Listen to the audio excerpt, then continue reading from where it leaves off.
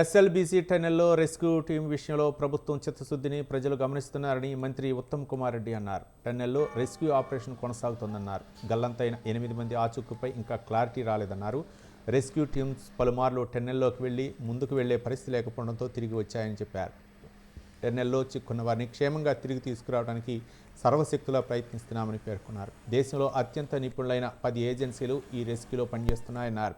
Indian army, Indian navy, NDRF, SDRF, Singareni, geological survey of India, national remote sensing అన్నీ కలిసి పనిచేస్తున్నాయని మంత్రి ఉత్తమ్ కుమార్ రెడ్డి తెలిపారు. అంటే ఆ 40 మీటర్లు క్రిస్ క్రాస్ చేసి చూడండి అని చెప్పడం జరిగింది. లేటెస్ట్ ఇద్దరు అంటే ఇప్పుడు టెక్నికల్ ఇష్యూస్ నేవీ వాళ్ళు డిసైడ్ ఎవరు తగ్గలేదు. In fact number of agencies and the number of national agencies and the number of people involved are more now. It is, for example, dewatering. మొన్న మొదటి రోజు కొద్దిగా మొదలు పెట్టాము.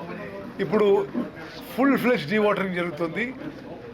12 అవర్స్లో మొత్తం డీవాటరింగ్ అయిపోవాలని మేము జయప్రకాష్ వాళ్ళు హామీ కూడా ఇచ్చారు. రేపు మార్నింగ్ వచ్చినాక మళ్ళీ చెక్ చేస్తాం.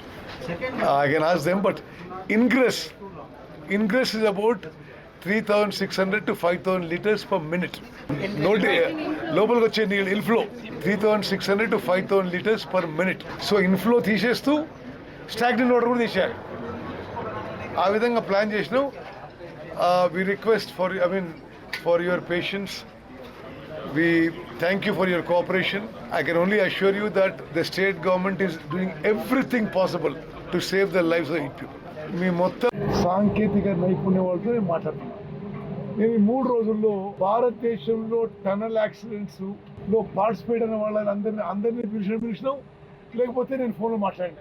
ఇంత సీరియస్ యాక్సిడెంట్, ఇంత కాంప్లికేటెడ్ యాక్సిడెంట్ భారతదేశ చరిత్రలో జరగలేదు. ఇప్పుడు వాళ్ళు ఏదో ఒక విషయం చెప్పారు.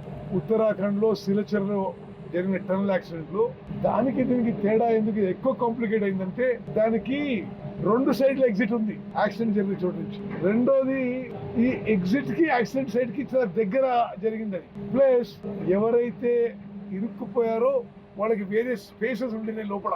ఇది ఉదాహరణకి నేను general Harpal Singh border roads organisation అధిపతితో నిన్న ఈరోజు ఫోన్లో సంప్రదించిన. ఇప్పుడు రమ్మని చెప్పారు. ఆయన ఏమంటే మొత్తం ఇది ఆయనకి army border area roads tunnels లో ఎక్కువ అనుభవం ఉన్న ఆఫీసర్. ఇంత కాంప్లికేటెడ్, ఇంత క్లిష్టమైన టనల్ యాక్సిడెంట్ నా అనుభవంలో నేను చూడలేదు. అయినా సరే మీ ఆహ్వానం మీద నేను వస్తా. నా అనుభవము, నా స్కిల్, నా నాలెడ్జ్ కూడా మీకు సహాయం చేయడానికి ప్రయత్నం చేస్తా చెప్పాను.